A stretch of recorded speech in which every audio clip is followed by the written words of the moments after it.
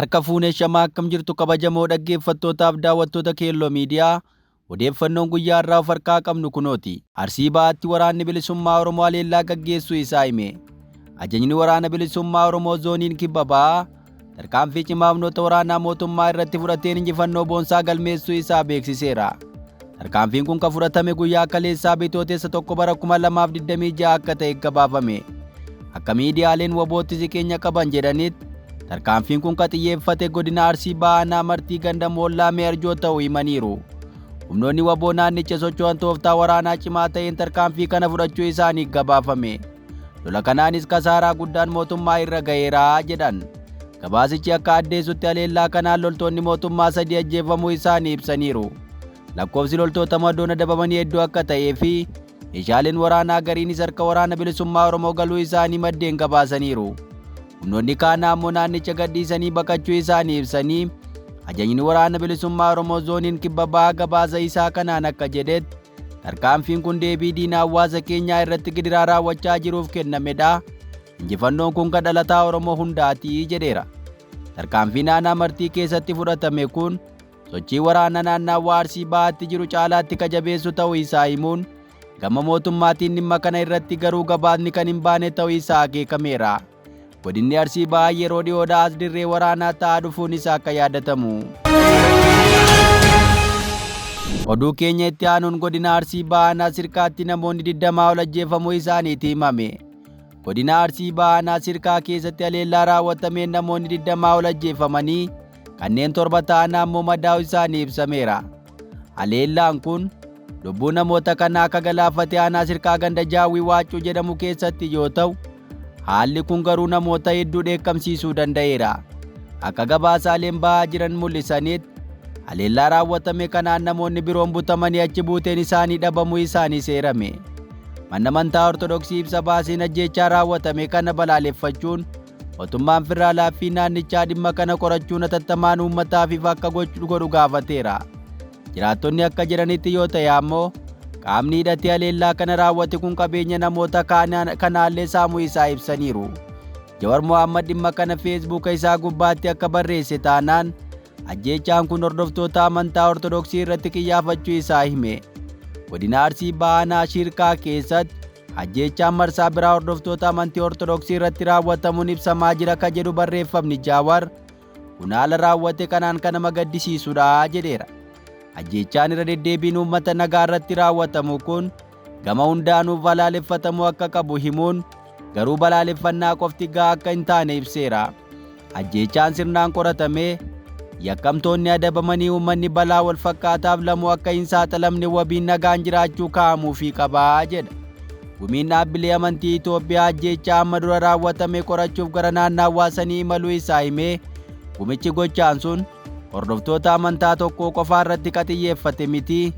Humnoota meeshaa hidhatanii socho'an kanneen eenyummaan isaanii hin beekamneen raawwatame jechuun gabaasa wal falmisiisaa dhiyeessuu isaanii yaadachiise. Ajjeechaan ammaa kunoo eenyummaa amantii irratti xiyyeeffate moo miti? Eenyummaa qaama hidhatee uummata nagaa fixu kanaa beekummaaf dadhabame mootummaan ajjeechaawwan bakkoota garaa garaatti raawwataniif saffisaan humnoota riphee lolaatti quba qabuun beekamu. Ajjeechaawwan bifa amantii qaban kanaaf abbaa itti tolchuun ramaaf of qusata jechuun gaafateera. Gaaffilee kanneeniif ka biroof deebii argachuuf akkasumallee akka uummata miidhamee baasuuf qaamni gama kamirraayyuu walabatee bilisummaan qorannoo gaggeessuun barbaachisaa ta'uu isaa hubachiise. Oduu keenya itti aanuun hidhattoonni finxaaleeyyii faannoo haleellaa raawwachuun lubbuu namootaa galaafatan. Hidhattoonni finxaaleeyyii Amaaraa faannoo jechuun waaman kutaalee Oromiyaa iddoo garaa garaatti haleellaa raawwachuudhaan lubbuu ilmaan Oromoo hedduu galaafachuu fi qabeenya hawaasaa saamaa jiraachuutu himame. Hidhattoonni kunneen godinaalee lixa Oromiyaa Wallagga Bahaa fi Horroo Guduruu Wallaggaa keessatti dhibbana irra deddeebiidhaan haleellaa raawwachaa akka jiran kan himame yoo ta'u, kanaanis lubbuun namaa darbuu fi qabeenyaan hawaasaa manca'uuf saamamuu jiraattonni himaniiru. Gabaasni maddeen irraa nu dhaqqabe akka addeessutti hidhattoonni faannoo haleellaa godina Wallagga Bahaa Giddaa Ayyaanaa ganda Andoo Deedichoo bakka addaa Alii fi Abaajoo Gobocii fi Malakkata buufatanii jiran ganda Dooroo Oboorraatti ajjeechaa raawwachuu isaanii ibsaniiru. Hidhattoonni kunneen ganda Dooroo Oboorraa kanatti namoota 3 jechuun dhiira 2 fi dubartii 1 ajjeesuun loon 200 ol yoo saaman manneen qonnaan bultoota hedduu ammoo abiddaan gubuu isaaniitti himame. Humni qeerroo giddaa ayyaanaa yaaliin uummata tiksuuf taasise sababa raayyaa ittisa biyyaa gufachuu isaa kan himan hawaasni haalli naannichaa yaaddessaa ta'uu isaa himataniiru. Kana malees yeroo haallichi raawwate raayyaan ittisa biyyaa naannicha turu eeruun nageenya uummataa eeguuf garuu yaalii tokkollee kan hin taasisne ta'uu isaa himani. Haala wal fakkaatuun hidhattoonni finxaaleyyii faannoo kun godina Horroo Guduruu Wallaggaa aanaa Abee Dongoroo gandoota Cayii fi Gulantee jedhamanitti dubartii deessuu gara jabinaan lubbuu dabarsuun dhaga'ameera. Hidhattoonni kunneen haleellaa irra deddeebiidhaan naannichatti taasisaa jiraniin lubbuu namoota hedduu galaafachuu Gadaa Miidiyaa Neetwoorkii gabaasee jira. Oduu keenya itti aanuun walitti bu'iinsa Efrataa Gidimii fi Jillee Dummuugaatti mudateen namni tokko du'uu fi shammadaa'u gabaafame. Naannoo Amaaraa walitti bu'iinsa aanaa Efrataa Gidimii fi Jillee Dummuugaatti walitti bu'iinsa mudateen lubbuun nama tokkoo darbuu fi namoonni 5 ammoo madaa'uu isaanii gabaafameera.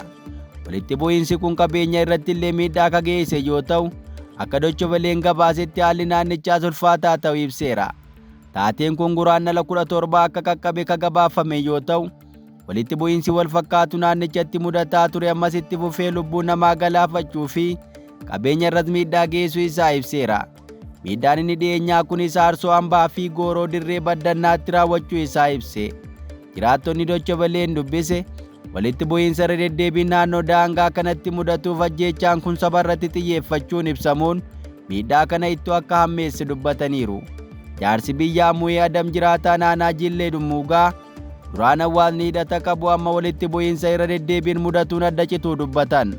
Hawaasni asii martinuu walirraa dhaleera. Amma Oromoon Amaaraan ajjeefame, Amaarris Oromoon ajjeefame jedhanii taatee mudatu ibsuu akka dhiifnu walii galleerraa jechuun himan. Obbo Addaraa Waaqaa Tsaggaa jiraataa naannoo Efrataa Gidimii ganda Nageessoo rakkoo kanaan wal qabatee lafa qonnaa qabnu qotachuu hin dandeenye jedhan. Amma garuu hawaasni waliin ta'ee qotachuu jalqabaa jiraachuus dabalanii ibsan. Obbo Abarraa Mokonnon naannoo Amaaraa godina Shawaa Kaabaa bulchaa naannoo Efrataa Gidim rakkoolee nageenyaa kanaan duraa keessaa qaamoti nageenyaa harka qaban jechuun himan. Duraan aangaa'onni aanaa fi godinaa walitti bu'iinsa kana ittuu caalchisaa turan. Amma garuu aangaa'onni wal qabannee nama yakka raawwatetti gaafatamaa akka taasifnu walii galleerraa jedhaniiru. Obbo Alii Sa'iid bulchaa naannoo Dummuugaa hojii gaggeessitoonni naannichaa waliin hojjetaniin amma namoonni amma lafa isaanii misoomfachuu jalqabaniiru jedhan. Amma fakkeenya Efrataa Gidim naannoo Jowaawaa namoonni maashoo facaafatanii walitti dhufeenyi gaariinis bu'eeraa jedhan. Kanaan dura daangaa godinaalee lameen kanatti walitti bu'iinsi lubbuu namoota hedduu galaafatu mudachaa turus gabaasaniiru. Fakkeenyaaf Bitootessa bara 2024 haleellaa humnoota faannoo fi poolisii naannichaa raawwatameen namoonni 27 ol ajjeefamanii 40 ol ammoo madaa'uu isaanii gabaafameera. Jiraattonni wayita taatee kana himanis lolli kun guyyoota 11 dura kan eegalame wayita hidhattoota faannoo fi poolisii naannichaa jiraattota aanichaa irratti rasaasa dhukaasan akka ta'e himaniiru. Guyyoota 10 oliif gandoota aanaa Jillee Dummuugaa keessaa argaman 20 keessatti lolli itti fufuus jiraattonni dubbataniiru. Oduu keenya itti aanuun murtee manni maree Federeeshinii Waldhabdee Siyaasaa Itoophiyaa ammeessaa jiraachuu dhaga'ame. Murteen manni maree Federeeshinii boordiin biyyaalessaa ittiin labsame waldhabdee siyaasaa Itoophiyaa ammeessee jira kan jedhu gabaasni Deutsche Welle dhimma kana irratti abbootii seeraa bakka bu'oota siyaasaa haasofsiisuu hime.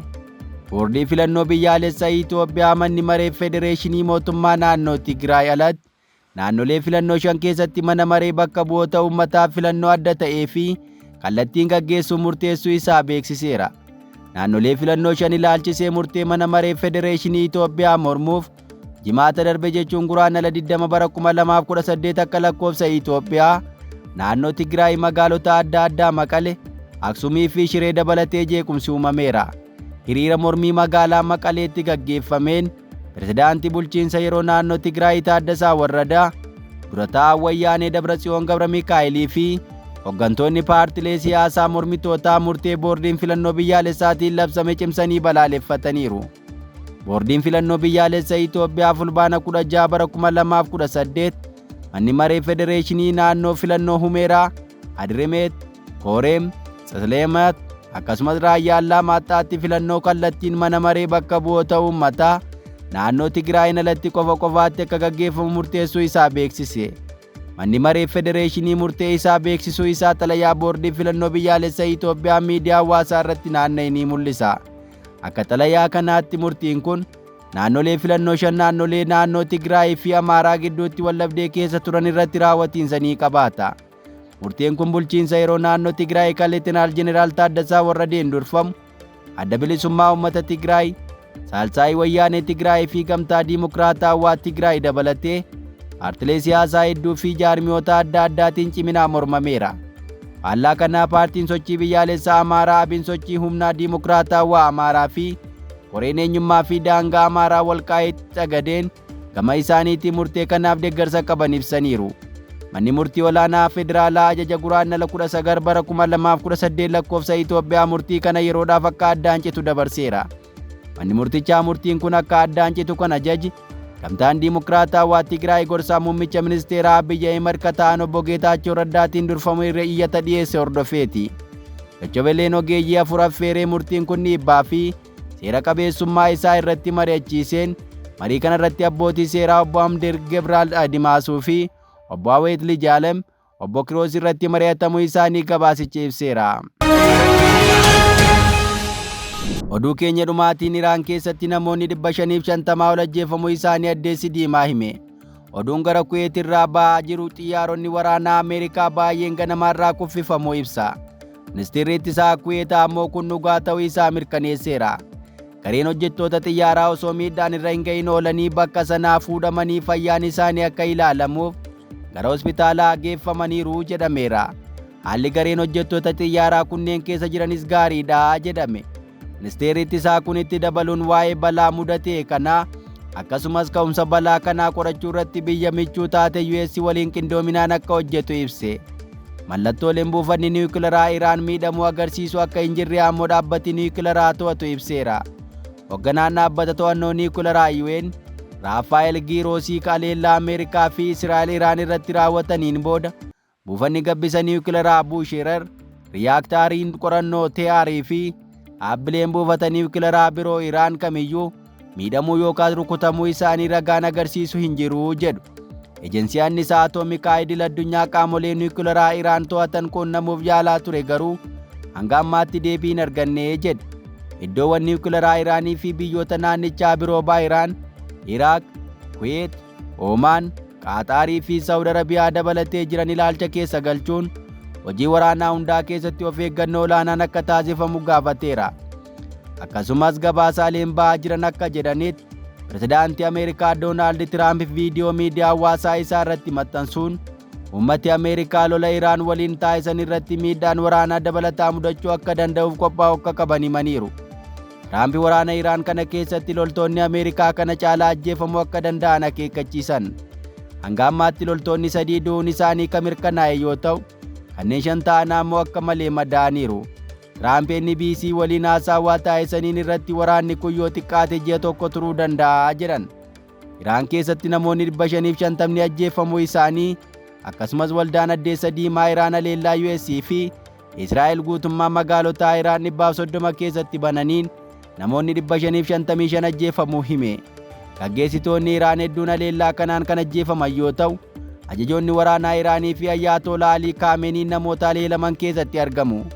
Muddamsi ba'aa jiddu galeessaa akkaataa itti fufeen ajajoonni waraanaa Iraan haleellaa Yuunaayitid Isteetii fi Israa'elanii ajjeefamu miidiyaaleen Iraan illee wabeeffachuudhaan miidiyaaleen gaggabaasaa jiran. Gaggeessitoonni waraanaa kunneen sanbata ganama wayita walga'ii irra turan akka ajjeefamanis gabaafameera.